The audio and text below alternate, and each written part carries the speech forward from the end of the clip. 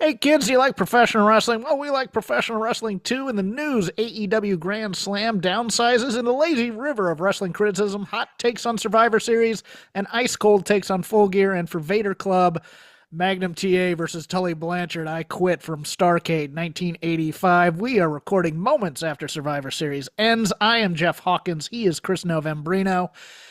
And they got me on the end, Chris. I thought for sure when CM Punk walked through the back without anybody, he'd come flying back out, and then The Rock was going to come out and basically stare down the bloodline. WWE has kind of taught me to watch till the end because it felt like something was coming, and then nothing came. I was waiting for Roman to turn on everyone, so that was interesting. Okay. I Or thought that Punk. They were kind of teasing Punk, sneaking behind Roman there, and I'm looking at that. I'm going, okay, maybe he's going to kick him in the head or something. there was one moment where it looked like Roman was about to spear all four of them, or like could have bounced off the ropes and came back and just speared all four. Yeah, it was very odd, the pacing. It was almost like they were baiting you to say something's coming, and then they just said, "Nah, screw you." Which I Can we kind just of start with this? Where does this leave Solo Sikoa and the Neo Bloodline minus Jacob Fatu, who is not going to be back in action for a minute with what appears to be some sort of quad or knee-based injury? Do you think that was legit? I think that was legit. Okay, because I thought Tonga Loa had ripped up his knee on that spot where he was hanging by the rope, but I was watching Jacob, and I thought he grabbed the wrong leg when he went up to limp. He pushed it. He got no vert Okay. on that corkscrew. That's going to thing. suck because I think he's had knee surgery on that knee before. Yeah, I mean, if that's a work, it's a really good work, but it looked like he just was trying to push off, didn't get something went not good, and he kind of flopped down and to the side and then rolled himself out the ring. Bronson Reed was over there and checking on him. Okay, well, I'll say this then.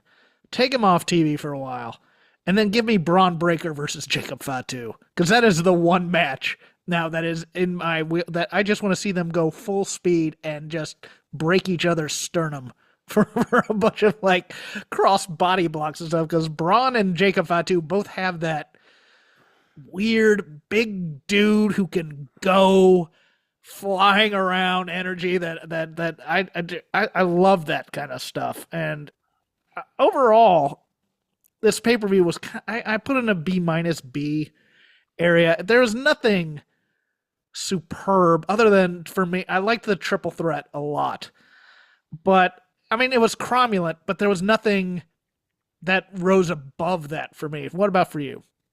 That's exactly how I felt too. It wasn't so good as it was long. And for me, the War Games format is a tough one because the first 20 minutes of this match just don't really matter if there's not good story happening or good development. Yeah, good violence or good seeds being planted for future stuff. And I didn't feel like either of these matches were particularly good in terms of seeds planted. I agree. It was one of those things where it hit the notes on both that you expected. You expected Io and Tiffany to do something off the top of the cage, and both of them are just insane, especially Io, who just does it with a smile on her face every time I think she's killed herself with that trash can spot. Stratton, is going to be solid and go up and do things. In the men's, they hit the story beats of, oh, look, there's dissension. And this melodrama is to be expected in WWE style matches, but they really need to shrink the rings back to like WCW NWA size, put the roof on the thing, and cut it out with the weapons, because all of that is kind of ruining the flow of this match. Dude, you can't do 20 minutes of weapons. That's the big problem for me. Is it's like the weapons come out by the 7-minute mark in both of these matches, and then it's just a plunder match. It kills the flow. It kills the flow as people look. The whole teams and cages thing. Come down to the ring, look under the ring while their partners are being beat up, and it ruins the energy of the match for me. I think, look, if they're going to bring something back and I can't get my top on the cage back from old school, have both teams down by the cages, have two doors, one for the heels, one for baby faces, and make it and tighten that up, condense the space there where you have all these people in one general area and really make it seem like it's a fight to the death type of thing. The women's war games especially just felt. And look, Candice LeRae finally getting some flowers and doing solid work. Bailey did solid work, and again, Io and Tiffany were solid, but this was low energy for me from the first step. Like, why Nia Jax is in there if you're not going to have the story that Nia Jax has worn herself out and Tiffany could lose the war games but pin Nia Jax. And that was the thing that afterwards, I'm thinking a couple minutes later, it came to me. The War Games story should have been Tiffany actually cashed in and then Liv and Nia kick out of that spot. And the rest of the match is, will Tiffany go for the loss for her team so she can win the title? That's what it should have been, and that would have been interesting. Instead, we got... Look, Bailey. That would have been novel, or to have a War Games match also happening in the confines of a women's title match. Yes. Like, essentially, that would have been great. That would have been this iconic moment of all these referees looking at each other going, can this happen? And baby faces trying to break up pins that they don't know if they should be breaking up, that kind of thing. Man, just to inject pure bedlam, and of course you could just get out of this cleanly, but to have a good 10 minutes of absolute bedlam would have injected some novelty into what was a kind of by the numbers match. By the numbers is perfect. Go on. I'm sorry. And I really love your whole idea of Nia. Like, if you're going to start with Nia as the lead dog in this match, the first 15 minutes should be Nia getting the better of everybody. And then as we get closer to the 20-minute mark, we start to see that she's getting gassed. And that's when the wheels start turning in Tiff's head. Yeah, you tell that story, and it gets much more interesting as the War Games goes on. As it was to me, if you're doing like in a WCW NWA style War Games, this would have been Bailey and Candice for 5 minutes of a pretty good wrestling match / fight type thing. But yeah, Nia going the whole way, you got to tell the story about her cardio. I'm sorry. Yeah, it's just it's the classic heavyweight prize fighter who is like a Mike Tyson, who is dominant in the first 5 to 6 rounds, but is never training to go the distance. And this premise, essentially have Nia sort of get too big for her own britches, say that she's going to go the distance, and discover that she can't. Once she's in there against 5 of the best people in the division, she gets tired, which is not surprising. You can even have her get the better of Bianca, get the better of a number of these people. Yeah. Some news for you. Jade Cargill was taken out of this match on Monday. There's a divergence in what happened here. So it'll be interesting to watch. Some people are saying it's covering for a legit injury. Some are saying it's covering for some political turmoil within the Jade Cargill camp. So keep an eye on the tag titles. When we say political turmoil, what are we insinuating? We're insinuating that this might have been disciplinary. Oh, okay. I believe this is Meltzer talking about it. So, what would she be getting disciplined for? Oh, possibly saying I don't want to do the job somewhere. Possibly saying, I don't know. WWE and their weird things sometimes. I mean, Vince isn't there anymore, but they're still weird. Maybe not liking booking, maybe wanting more of a push, maybe asking for the tag team to be broken up when it's not time. It could be anything, Chris. I don't know anything. And in fairness, her experience in the business after the Goldberg-like push in AEW has probably set some unrealistic expectations about what her presentation should be on a bigger stage. It could be she's carrying herself like a star. Yes. You remember those notes where No, it's no, like, no, but like in that Goldbergy sort of way of like I am, I'm big time here, I should be presented like I was in AEW where I was completely dominant. other matches of note, Damian Priest lost in a pretty good match, although you knew the Finn Balor stuff was coming, and Right, I man. still didn't want to see it. They set the table too early for that when Priest was coming down to the ring and Cole was talking about it. I was like, well, Yes. that's where this is going. Yeah, But, they absolutely tipped their cards. Subtlety hammered you, yeah. Again, the match. Oh, LA Knight versus Nakamura. Nakamura wins the United States Championship. I always get those two mixed up. Nakamura came back a little bit hardcore last night on SmackDown. I kind of dig it. He's doing the Black Mist thing. It's kind of I like his new theme. It's yeah, nice. It's very nice, and looks like he's gonna get a. I mean, they left the door open for an LA Knight title rematch because of the bump on the metal in between the ropes, but LA Knight to me perfectly good with the promos and stuff, but once the bell rings, just kind of there, man. It's just not there. I that's the problem with LA Knight. He is a warm body in the ring once the bell rings. And also, as far as the character goes, it's a bit of a one-note song. Yeah. I think we have tried to get this guy integrated with the big stuff, and they tried this with the Bloodline. They tried to kind of have him in the mix with Roman Reigns and all that stuff, and the character's a bit weak and one-dimensional when you actually have to start building stories around it. It doesn't really show ass.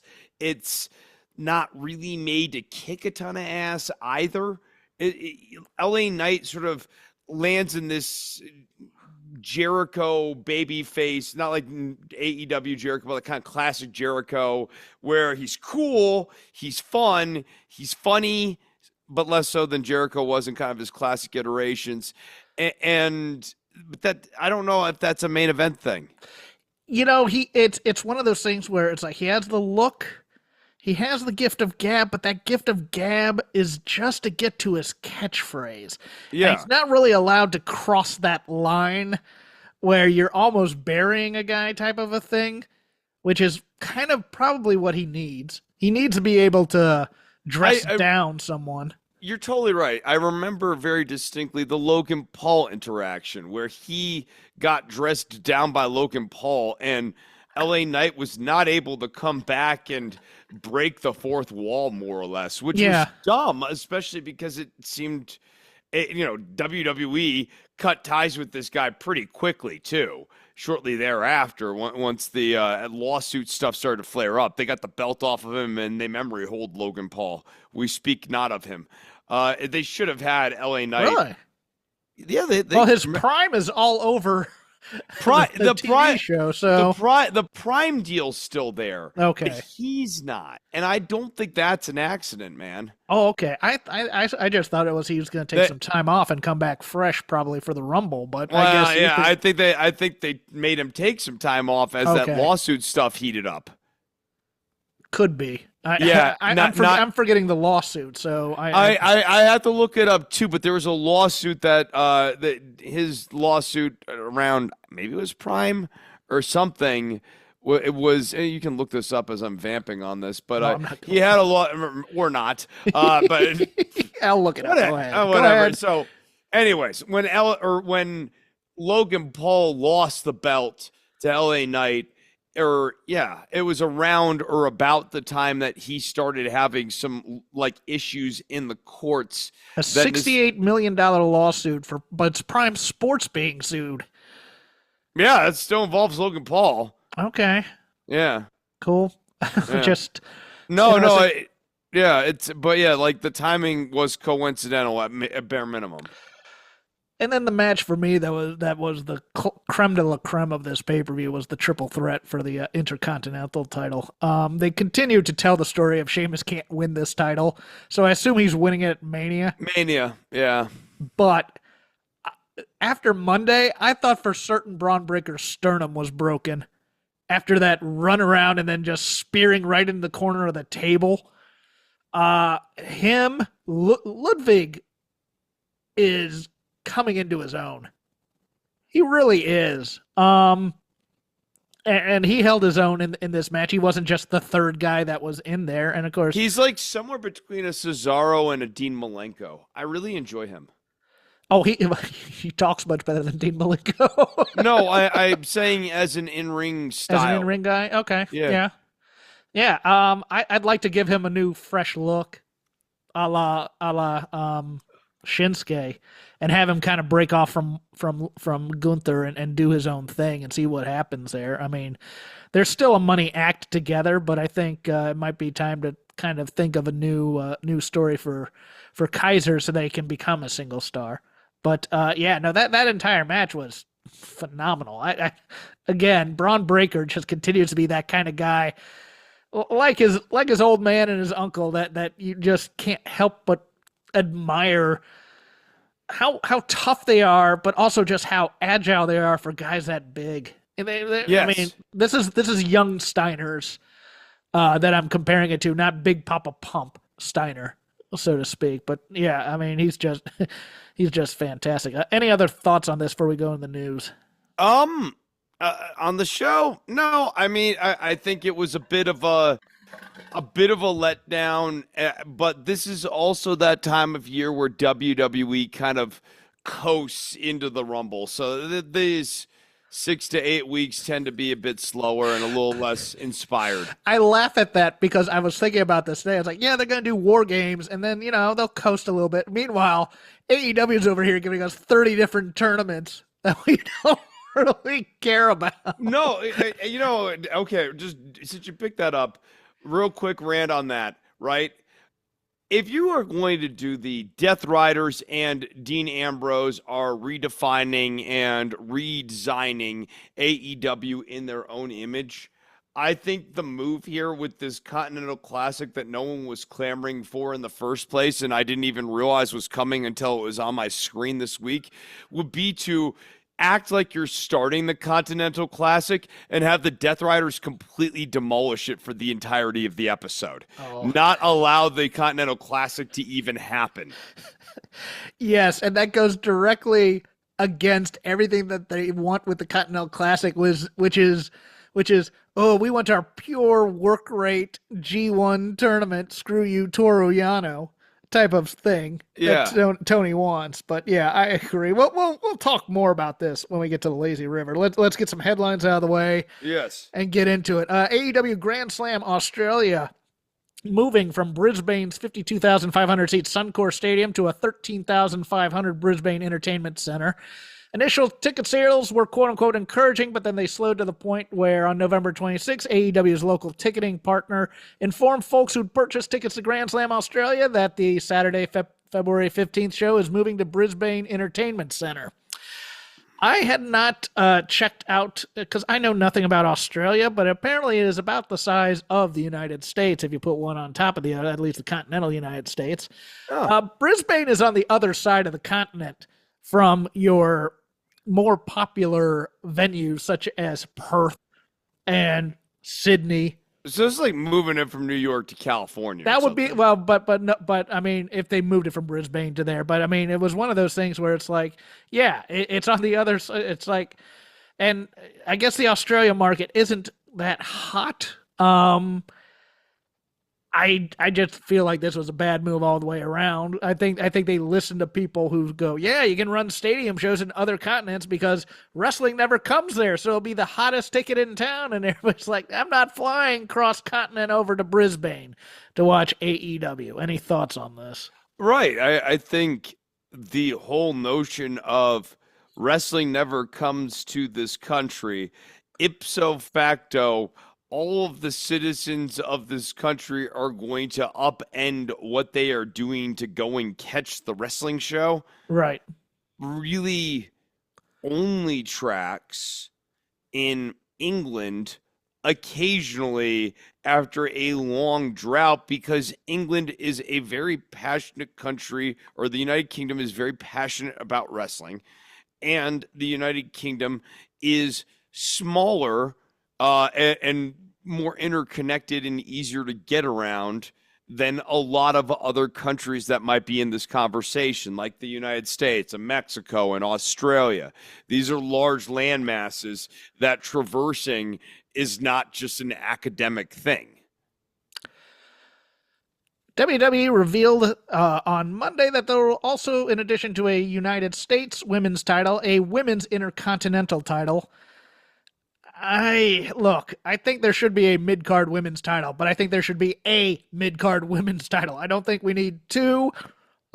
Listening to Dave Meltzer analyze this, there's exactly one title for approximately six competitors in both rosters, which is when you take out like the main eventers and whatnots and the tag title things. I don't want this to become an AEW too many title situation, but Sure. But it's one of those things where if we're gonna build a mid card, I think we should have built the mid card and then gotten to the title. I like a lot of the women who don't have belts, and this will give them an opportunity. I just want them to mean something, I think, is my only fear.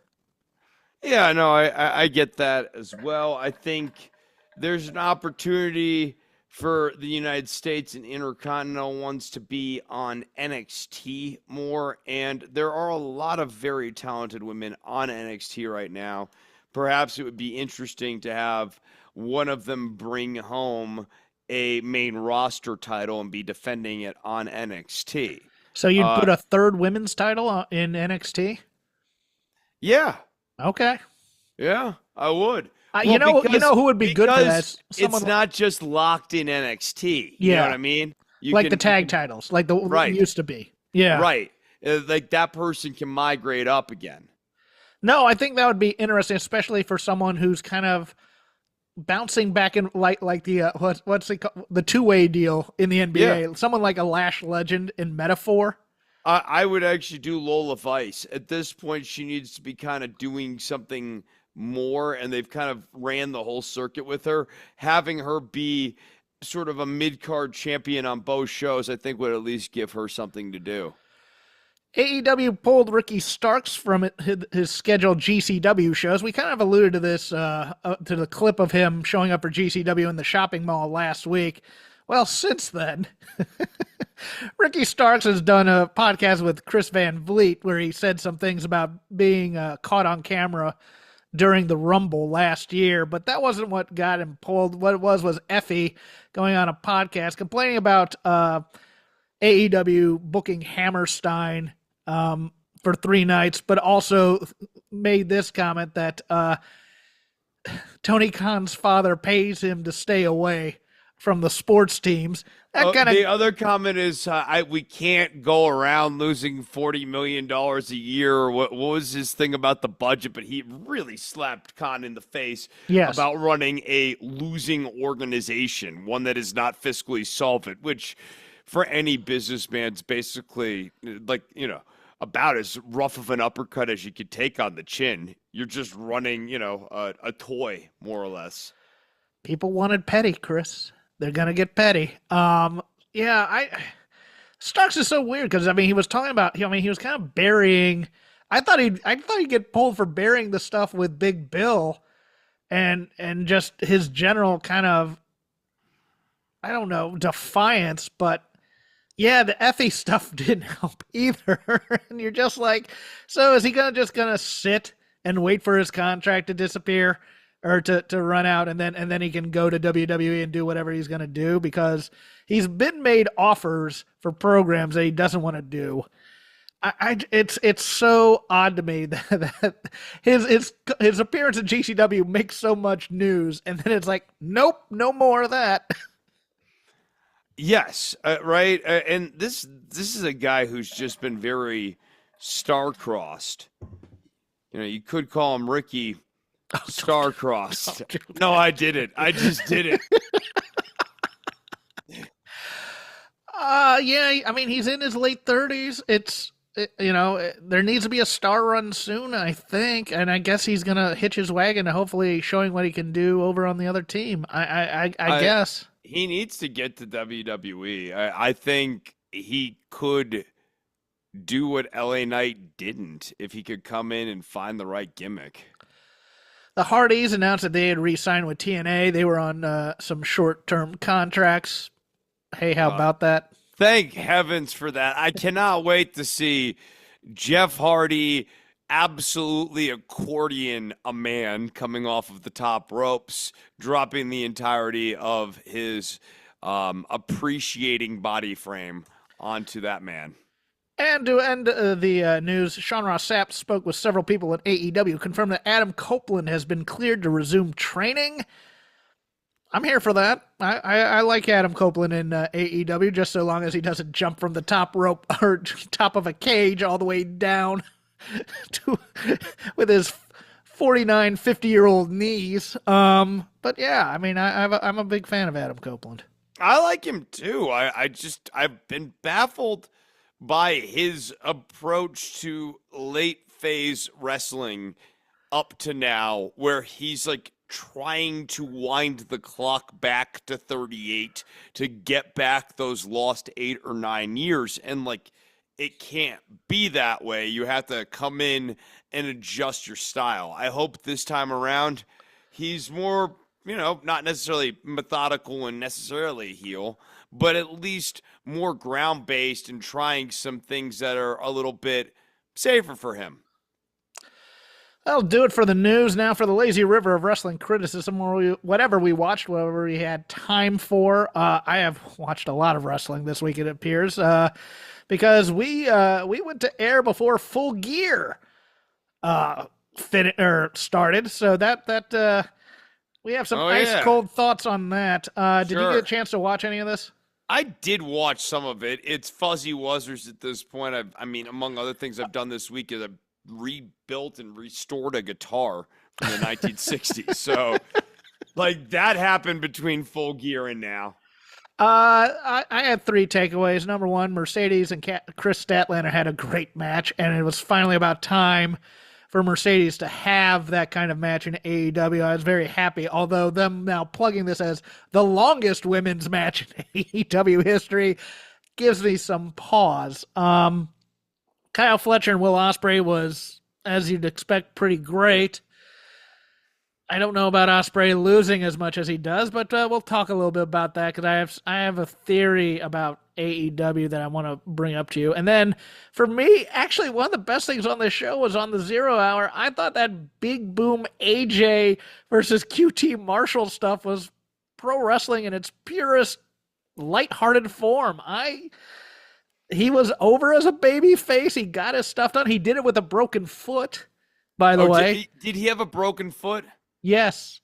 He said he had a broken foot before that happened during training or happened during the match, but he completed it. But everybody then good for him, because I mean I thought it was a very, very by the numbers thing. But for a guy who doesn't do it that much and is doing it on a broken foot, I thought it's fine. I hate them, but it's okay. I don't care for them personally. I find what they do to be banal, if it's a word. I find it to be unhealthy to have people eat this much crap for our right. Our enjoyment. Okay, yes, I think that's the thing that really bothers me at the core of it is there's like a little bit of like obesity humor or obesity shock that is sort of latent to this whole Costco guys thing, right down to the Rizzler's gimmick being I don't have a chin, but allow me to outline where it would be if I had one. There's just stuff about the Costco guys thing that makes me feel uneasy, like watching Eric Cartman or something. I think the Rizzler got more over than Ricochet and Takeshita in the beginning of their match, though, which just goes to show you that it's like... Jeff, I'm starting to think that the fans want more than just great wrestling. Well, okay, if you allow me to take another shot on this lazy river then. Because I was thinking, for some reason, while on a treadmill, because when I go to my mom's house in Scottsdale, I spend a lot of time at the gym because I want to be out of the house. So I was thinking about this, and I listened to a lot of podcasts on wrestling, and they're all doing their whole thing. Well, what's wrong with AEW type of things? And they're getting around to the points that we've gotten to, but I have another one, and it comes off of a former point I had. And it's this. We said before that that we thought there was when we criticized it, that there was an emotional disconnect between the performers and the material. Who loves the AEW fans? Because in my estimation, there's also a problem with an emotional disconnect between the baby faces and the AEW audience. We know that the AEW wrestlers love AEW as a company, as corporate fealty, but who is the Dusty Rhodes / Magnum TA saying, I do this for the fans, reach out to your television and give me your energy kind of a thing, where it's like, they have the respect of the fans because it's the both these guys, this match rules type thing, but there's not a lot of, and even the company itself has cut back on its outreach stuff. Like, you used to have meet and greets before every big pay-per-view, and they've absolutely stopped all that. It's almost as if you're the fans of us, you're paying to be here, now clap, you trained seals type of a promotion almost. And this gets to the problem with the Death Riders' supposed storyline here, which is that Moxley's taking over, somebody must save this company, and also these people come out every week and say that they care about AEW and nominally, they care about AEW, the company. To your point, it's not about the fans. They're not like the Death Riders are taking away something from you, the fan base of AEW. And no one believes that who is watching the Death Riders right now. No one believes that they are getting, no one feels aggrieved. At least when you watched the NWO back in WCW, like 96, it felt like the NWO was taking away from you the WCW first hour that you kind of wanted to see. And right now, the Death Riders aren't taking away anything, which goes back to my point earlier in the show about the Death Riders needing to take away the Continental Classic, needing to destabilize the show. If indeed the fans really do love the 30 minutes of pure wrestling G1 format that AEW brings to them every year, this time of year going into the holiday season, then the Death Riders taking that away and saying, this is ninny stuff, all this prestige stuff is crap, it's just about who's strongest, would be a really interesting foil in contrast to all of that. Well, the way that the NWO got to that point was the first thing that they did in that storyline was they took out the Horsemen, which was the epitome of WCW fandom. And then eventually they got to the Stings and the Lugers and stuff, but they started with the Horsemen, which always represented that company. On these podcasts, it's like, you heard, it's like, wow, the past 3 weeks, they've had some really bad crowds, but they've had really good wrestling. It's like, I don't know. Again, I never went to live wrestling shows. Like, I wanted good matches. I mean, if they were pay-per-views and they were blowoffs, but I'm talking house shows or TV tapings. If I went to those, I was there to see, I wanted to be there the night that something historic happened or something memorable happened, or there was an angle there that I could say, yeah, I was there that night where, the Midnight Express broke somebody's arm or something like that. I didn't go in thinking, wow, tonight's the night I'm going to get a nice 60-minute Broadway between two technically proficient. I wanted to see a fight. And maybe that's just old school me being too old, but it's like one of those things where it's like, okay, you're getting a perfectly technical thing between Claudio Castagnoli and Ricochet. And you're chanting both these balds, and both guys are bald and stuff like that. But it's not anything that you haven't seen in like a WWE mid-card SmackDown feud. So why should they be cheering more and more, even though it's a technically proficient, well-worked match? I mean, or where is the flowers for Carmelo Hayes and Andrade as they have their umpteenth work rate match over in WWE, and people saying, the talking points being, well, these guys should be elevated more because this is what the fans want. Problem is the fans, that's not what they want right now. Melo had a really good match against Cody Rhodes that was taped for last night. That was something that might elevate him eventually because Cody might bring it up in a promo, and that'll elevate him. But yeah, and the other thing, my other takeaway from Full Gear, why is Adam Page anywhere near this world title? After losing his match, this morass of a ending angle with Why Jay would White. he make? Yeah, why would he make sense as like the saving grace against the Death Riders either? You know? I made a deal with Christian Cage and he blew it. It's like you should be nowhere near this. And oddly enough, if the rumor is true that they're working on a 4-way for World's End, Christian Cage should be nowhere near this. He has a world title shot if he wants it at any time. That he can just.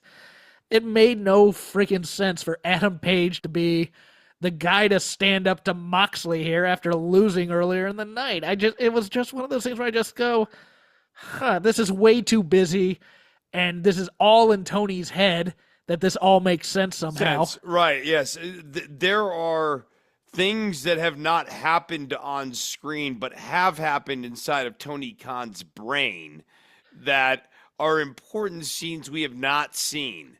Which is the important distinction against, like, say, the War Games, which, while not good, hit story beats and were very obvious what the story beats were. Right. If I could get a happy medium, I'd be great. Yeah, I'm not trying to be razzle-dazzle, but, like, yeah, like, I don't understand why the Death Riders do what they do and why Cesaro or Claudio does what he does. Or importantly here, it would seem, why Yuta is doing what he's doing, and then what the hell Marina is even doing there. I don't care even why she's doing it. I'm just wondering what's her point. Why does she exist? Right. Your turn, sir. Man, all right. Let's go to NXT. I think at long last, it is time to, I said this wrong pre-show, I'm going to say it right now. It is time to put a belt on Tatum Paxley. She doesn't have a great character, but she's really talented. And while I think Fallon Henley is very good, and I think she is very talented as well, and certainly seems to be really kind of morphing into her own, I don't think she's getting helped by having JC Jane and Jasmine Nix be, the MacGuffin in every single match for her to get to victory. And I think Tatum Paxley is now stuck on this like Lola Vice track of people we have beaten way too many times in developmental who need to just get a win. Or need a gimmick refresh. Yeah. I think the problem with her is purely gimmick. Because, I mean, the little child thing, maybe this program with Gigi Dolan, who returned, might help. Yeah. Might help. Maybe if she can bring...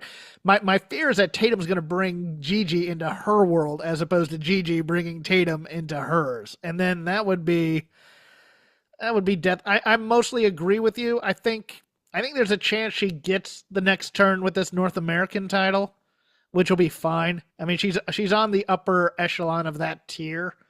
So, and that's what they're here for. And I think Fallon should be on the bottom of the main event tier with the Julias and whatnot. I think she's that good. I'm going to bring up one thing in NXT. Has Ridge Holland found the spark? Has he put it together? Because he, in terms of his facials and his tone and his promo, which was short and to the point, I actually kind of enjoy Ridge Holland's work. I'm not saying he's great by any means, but it's like compared to what he was like in NXT UK, which was just a big dude with a blackjack and, a pretty good theme song, and he was always just kind of sullen and stuff like that. The personality fairy has kind of come down on him a little bit. And he's kind of, I mean, he's not Trick Williams yet, don't get me wrong. But he's at least somewhat interesting now. Agree or disagree? Ridge more interesting? Yeah, somewhat. Trick and Ridge just seems to be a bit of a vacuum, and then Yes. inserting Eric Bischoff here to bring controversy. I mean, it feels very desperate, right? Like you have to add Eric Bischoff because these guys really can't do it on their own, that sort of thing. And just to put the button on this, Brian Alvarez had the best idea for Andre Chase that I've heard, and that is the return of Bodie Hayward to open up this new Chase Tech or Chase A&M or Chase whatever it is, and to be heels. I'm here for the return of Bodie Hayward if he's not going to take over the no quarter catch crew and make it like Chase Technical Wrestling University, which would also be fine with me. But the rest of NXT for me was okay. Ava,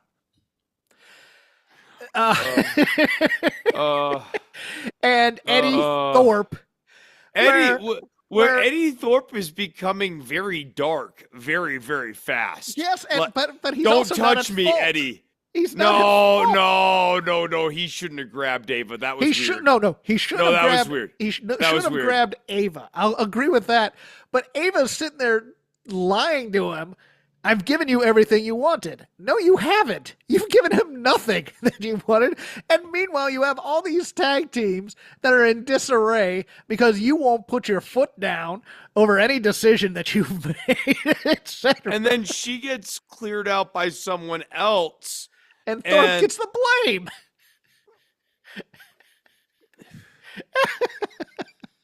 Look, Eddie Thorpe is all over the place. It's a bad character too. I just can't stand it. No, it was bad before and it's bad now. Stop being an emo bitch and be a man. That's all I want out of Eddie Thorpe. And what the issue is it's like, it's almost as though if you were going to really run this story, Eddie Thorpe was popular with the ladies and Ashanti the Adonis wasn't. And then all of a sudden fortunes turned and that drove Eddie Thorpe insane. And now, like, he has problems with women and doesn't understand boundaries and is weird. Like, don't get me wrong. I liked the HBK Eddie Thorpe tete-a-tete there after he grabbed her because HBK was totally in the right. But you're giving Eddie Thorpe a villain origin story where he was been wronged. And I don't need villains who were wronged. I mean, KO is doing it fantastic on the main roster. You don't need a second one because it's going to be terrible. You people, you turned on me. No, just make him a bad guy or make him a good guy, but don't do this villain with a point stuff, please. And then we are starting to see the turns of Kalani Jordan here. It's happening. You must be so excited. I'm tickled pink. I actually do enjoy her matches. She's very crisp with her offense, and that's gotten appreciably better since we first saw her debut several months ago. It wasn't a gymnastics match. Right. I mean, that's the whole thing was she was a good wrestler for a gymnast, and then they turned him into a gymnast who happened to be a wrestler. And going up against Julia where you're fighting for your life because she works a little snug, she had to be a wrestler again. I enjoyed this a lot. I did too. I enjoyed this. This is a good match. And I enjoyed on AEW, I enjoyed that Jamie Hayter Queen Aminata match because they gave Aminata her chops back. And Hayter and her had a stiff one for a while there too. I mean, that was pretty damn fantastic. I'll also give it up to Lola Vice and Ren Sinclair. I thought they had a pretty nice match. Ren just dies for people, and it's fantastic. She just makes them look like $1 million. But not as good. Nothing of that was as good as the New Day and their argument caught on camera, where things they stopped being polite and started getting real. And somebody finally brought up the 6 seconds against Brock. I don't see. I kind of think next week that there's no breakup. I think they just back off again, and then at the Rumble is where somebody ends up eliminating the other, and that's where it explodes. I don't know. I don't know if I want the New Day to break up necessarily, but I think bringing them back together is a bad idea. So I'm kind of stuck in the middle here. Yeah, because the most obvious move is to turn Woods heel, step one. Step three, profit. And then step two is question marks. Yes, the underpants gnome school of booking. Yeah, I don't really understand where we're going to go with Woods because Woods is kind of like an LA Knight type of person for me. A little more entertaining in the ring, but also not someone, especially in this babyface thing, where it's like I want to see him have super long singles matches. His singles matches are nice. They're good. Yes. Yeah. Yeah, they're fine. And he Yeah, they're does fine. fine character work. And you know what? He actually knows characters pretty well because of his, fandoms of, all things pop culture.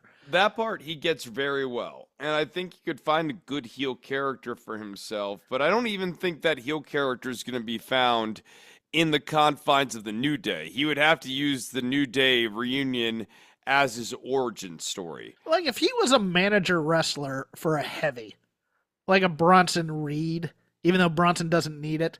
But I'm just saying a guy, a big guy who could do his dirty work type of thing, and he's kind of manipulating him. That would be the best place for him because there's no upside. I mean, you're not going to put the world title on Xavier Woods, even as a heel. You're not going to put the mid card title on Xavier Woods.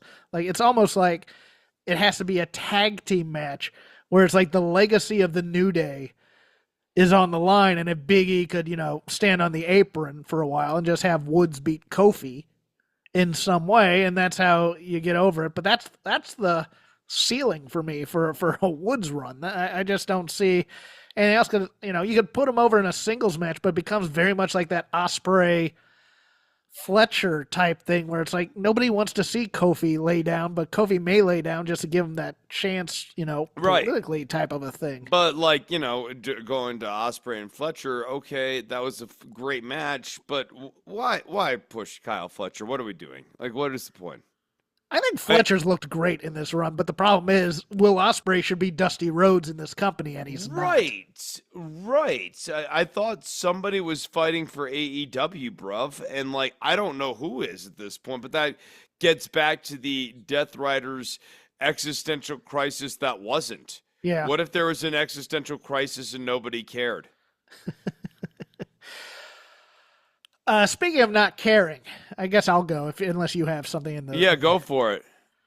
The worst angle in wrestling right now is, of course, Kyle O'Reilly and Adam Cole and MJF and Roddy Strong. No, I hate it. I hate this it week, more and more every week. This week, Kyle O'Reilly, a week after saying, I don't want, or, something about you shouldn't have your friends do the fighting for you or something and then like that getting effect. mad at Adam Cole at the pay-per-view for having his friends do the fighting for him and pushing him off.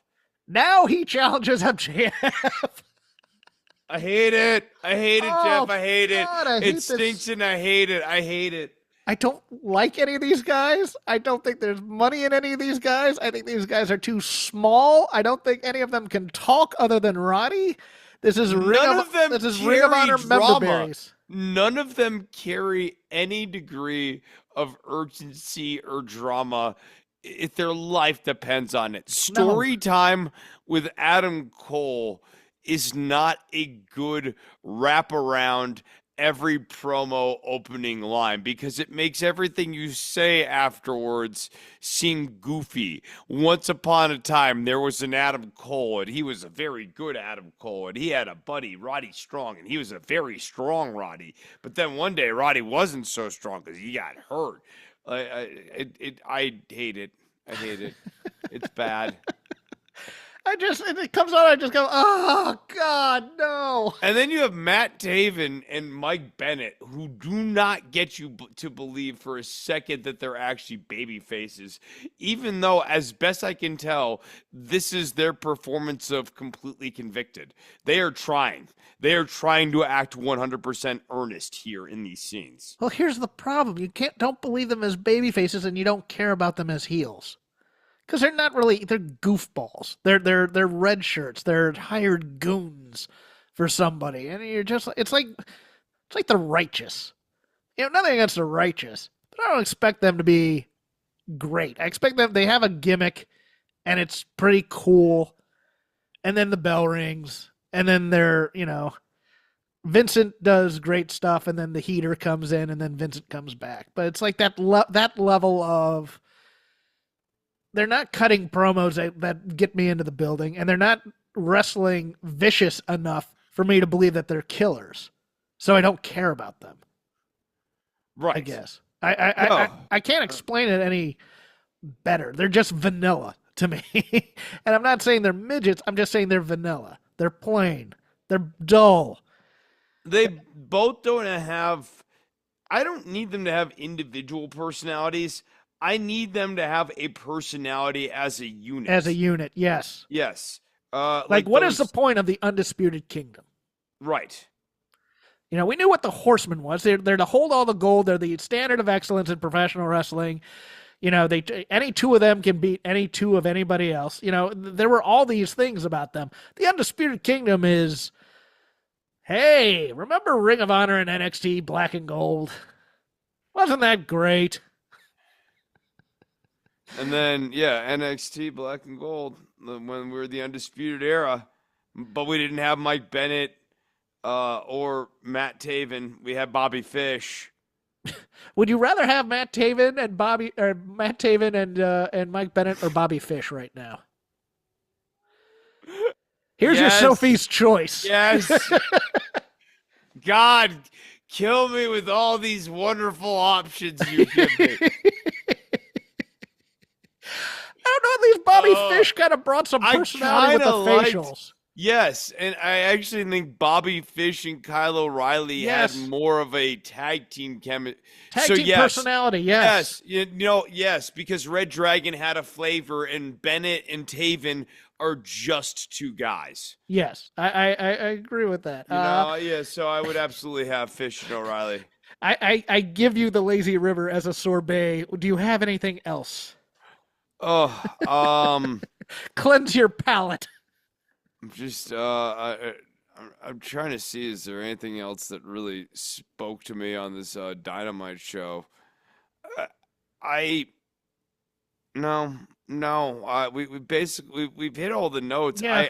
I just continue to really struggle with what is the point of the meta narrative on this show, and everything feels really half baked. We have moved away from the Death Riders being this driving force to now the Hurt Syndicate being a driving force, and no real clear collision course between the Hurt Syndicate and the Death Riders, who seemingly would have antagony. MVP is cutting babyface promos beforehand. You know what I want? I want a Continental Classic event center or something where guys are cutting 30-second promos about their match or why this tournament freaking matters to them at all, why this belt matters when you have the international title and the TNT title and the Western States Heritage title or whatever titles we have in here. I get it. This is an end-of-the-year tournament because people love tournaments and work rate and stuff like that, but at least cut some promos to make me know why people care about it. And I'm not getting that. I'm not getting off on it. It's just I want it dismantled next week by the Hurt Syndicate and the Death Riders. It's and not going to be. It's not I gonna know, be, Chris. I know. No, he doesn't have the nerve to. I know Khan loves his precious little tourney. He thinks people love it, and he'll watch his ratings not do great as the tourney continues on, and people won't really know what's going on. The stories won't really make sense because he hasn't really planned it out. This is not the G1. He is not Ghetto and Jetto planning this thing out months in advance. This is a thing that just got airdropped on us, and he doesn't even know where the hell it's going. He's gonna be sitting with a calculator calculating points in the back in the final weeks here. And that's also why he made it easier for himself with the 3-1 thing too. So they wouldn't accidentally run into a 2-1 thing. So again, if he had the nerve, if he was a more courageous booker, he would have the Death Riders and the Hurt Syndicate dismantle this thing next week and really set up a three-way power struggle between the AEW locker room, the Death Riders who want to destroy everything, and the Hurt Syndicate who want to own everything. And like that's the actual contours of this show going into 25. Well, then let's go into Vader Club. It is late November. It is time for Thanksgiving, which means for me it's time for Starrcade. It's also very sad and bittersweet as it's also Survivor Series time, which means it is the 35th anniversary of the last time I got to see Tully Blanchard on national television before he went his separate ways, because there was a Saturday Night Main Event taped for 2 weeks later that aired, but he was not in the Survivor Series that I purchased. No, he was replaced by one Bobby Heenan in the Heenan family, and it was revealed that he had previously failed a drug test because WWF wanted to screw him on his way out for not jobbing to the Ultimate Warrior in the build-up to Survivor Series. And also there were rumors that Tully Blanchard had been kind of recruiting backstage as well to help get people to jump back to Jim Crockett Promotions. But, again, Thanksgiving night, before there was a third football game, before anything, Thanksgiving was a wrestling night for some people. I can now understand in my old age why people would not like that. But it was Starrcade, and Starrcade 85.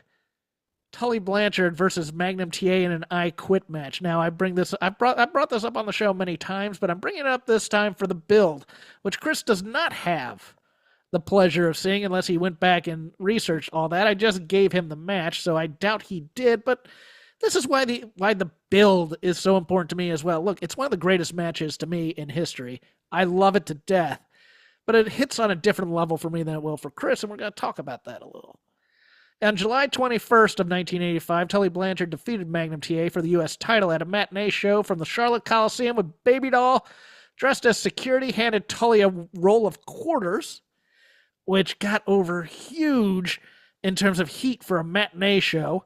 Tully Blanchard later cutting one of the most fantastic promos I'd ever seen in my life, where David Crockett asks him, "What about the roll of quarters?" And Tully responded, "David Crockett, the fans were so moved, they started throwing money into the ring." I'm in. August 13th, TV tapings. Magnum TA snuck down to the ring dressed as a security guard and handcuffed Baby Doll to the bottom rope, then went into the ring and attacked Tully. Magnum said the idea was thought up on the ride to the arena. Magnum bought a pair of glasses and borrowed handcuffs from Doug Dillinger and said no one in the crowd had a clue it was him, and they lost their minds when they found out. True. Now, throughout all this, they're doing house shows back and forth, where Tully is escaping with his life, getting DQ'd.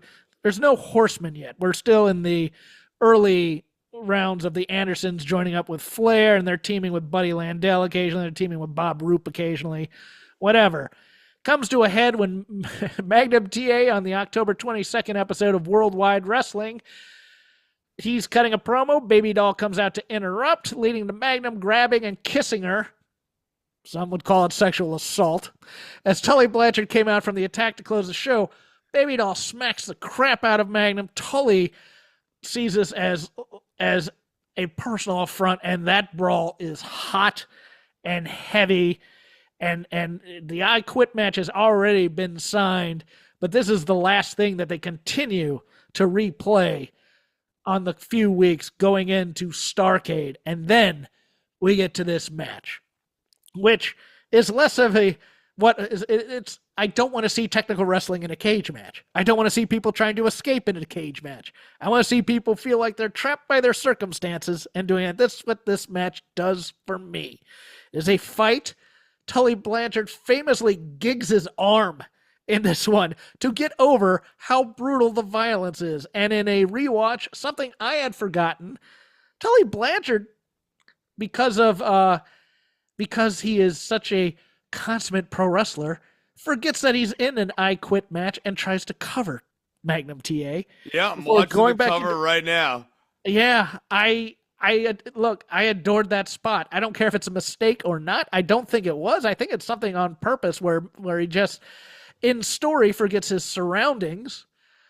But yes, it ends with Baby Doll getting hoisted by her own petard, throwing a wooden chair into the ring. It eventually because her first attempt to interfere does work. It's the second one that gets her. Yes. and she is out there cheering on her man in a fight. Yes, and then eventually the worm turns and she gets scared to death. She is doing a phenomenal job of the emotional wave of a heel who was far too cocky coming into this, and now it's like, oh my god, my man might get killed here. Magnum, of course, drives the spike into the eye, getting a yes, but not an I quit, for which for the next 40 years, Tully Blanchard would live on promos and get heat yelling, "I'd never quit," which is somewhat fantastic of a bit. But throughout the rest of his career in at least NWA, WCW, it was always reminding the fans of that so that they'd start chanting "I quit" and get on his nerves and whatnot. Magnum was only 3 years into his career here. Had a long way to go that was unfortunately cut short a little bit later. But when you think about 3 years in this, doing nightly shows up and down the roads with some of the best, including 60-minute matches against Flair. Dude, he could work. He definitely could work. It's just that he couldn't talk, really. His talking was more of the, I don't talk a lot, but I say what I mean. And it got over. And look, he was so good looking, he didn't need to talk, kind of. I mean, it's something that they fumbled with Lex Luger, because Lex Luger thought he could cut promos, and he always had an idea, and he was 2 left feet when it comes to that. But when you think about 3 years in the business now, where you're still kind of doing tumbling drills in NXT still, and Magnum's here doing this I quit match for this. I mean, the learning curve was so much quicker back in the day. Magnum, the ultimate good guy who you never thought could get booed, and Tully, just such a natural asshole. If you read any of the trades about Tully, and it was kind of a lower grade Dusty Flair feud, with Magnum kind of being blue collar solid, and Tully's father, of course, being a famous promoter, and him. Tully, as I like to call, was the department store Ric Flair. He liked to get his suits, but they didn't look custom made, but they looked off the expensive rack at least. Again, my favorite match ever. Just a brawl for the most part. A couple of wrestling moves, but using the cage as a weapon, always a big plus with me. They're immersed. And this is, I think, what we were talking about earlier about what we like about cage matches. I'm glad you picked it for this week, just because I want some blood in a cage match, but I don't want it necessarily from weapons, or I want it from a very limited amount of weapons, limited usage of it. I want the idea that this match is just a little bit more brutal than a standard wrestling match because of the confines of the steel cage. Yes.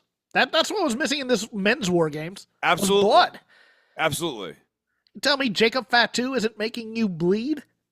Tell me Bronson Reed, 2 monster heels, should be making the baby faces bleed and struggle. And I can't believe they didn't do that for that match. And conversely, if you are going to shatter the Neo bloodline in this match, I think that's a great opportunity for these guys who have had these bulldog fronts for months to have a moment in time where they arrive at abject fear of the consequences of the steel cage or whatever predicament they have now found themselves in, and looking to Solo Sikoa, who sells them out. I just don't think that this War Games match really did a whole hell of a lot to advance the Bloodline, Neo Bloodline storyline. And we had kind of liked it going into this, but I felt like this match was a letdown in my final analysis. Yeah, I almost picked the 92 War Games, but I didn't want to dwarf it with, here's the standard of excellence. I would have if we hadn't watched the War Games, I think. Maybe, if I could get guaranteed on that, but we'll watch it sometime during this run, I think. But yeah, it's a different time, a different place. I do miss Thanksgiving night wrestling in some ways. I understand why it died out in many ways.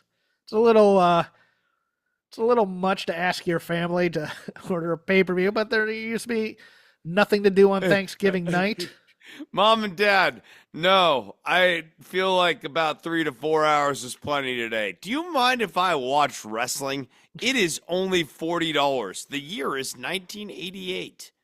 Can I have my friends come over and watch too. Well, it's Thanksgiving. Do you think their parents will, all the little things about doing a holiday? And then WWF eventually moved Survivor Series to the night after Thanksgiving or the night before, and neither of those worked. Those started to die out, so they eventually just put it on the weekend, which is probably smart on their end. But yeah, it's a nice little time capsule. Thank you for indulging me on this Vader Club pick. Get your plugs in, Chris. Well, I was thinking for next week, I'll give my teasing.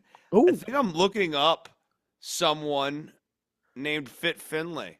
And Ooh. I'm going to get me a Fit Finley match in next week's Vader Club here. Would you like a suggestion? Sure. What are you thinking? The William Regal parking lot brawl? Yeah, I was Junkyard brawl? I might do that. I'm gonna go. I'll let you pick the one that you want. I mean, there's plenty to pick from. I mean, his violence is great. I know. I am WCW Fit Finley though. Me too. Me too. So I'm gonna be looking for some WCW Fit Finley sort of things. I'll be kind of going through his stuff this week and see if I can't curate something fun out of that. If you are interested in following me on Instagram, you can see as I am restoring a mid-1960s Silvertone guitar found at a tag sale for $20. It's actually worth about $500, $600 if it was in better shape. But even the pickup alone's worth $200. I took it from being kind of junk status to it now just needs to have its actual tortoiseshell, like kind of custom pick guard that I'm making for it cut out. And then once I cut that, this thing is ready to rock. Right now it has a temporary cardboard holder faceplate that says Creed Rules #1 on there. Apollo or the band?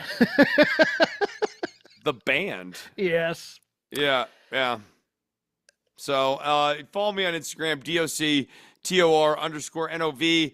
Also, remember, go and listen to my music on Spotify. Nearly 5,000 of you did since the release, which garnered me a whopping 29 cents. The music industry is a vibrant place right now, and it's a great time to go and listen to Chris Novembrino's music on Spotify. You can follow me at CrapGame13 on X. I am on Blueski at Jeff Hawkins. I just kind of copy and paste my tweets there occasionally. Don't know how long that'll last. You can just follow the show at Shake Them Ropes, all one word. We're part of the Voices Wrestling Podcasting Network. I also do a show on Wednesday nights called The Dynamite Show on Fight Game Media, about 20 minutes after the show ends. Paul Fontaine of Figure 4/Wrestling Observer and myself go live on YouTube. That drops in your audio feeds for free the next morning if you choose to wait and hear our lovely voices. And other than that, happy Thanksgiving, and we'll see you next week.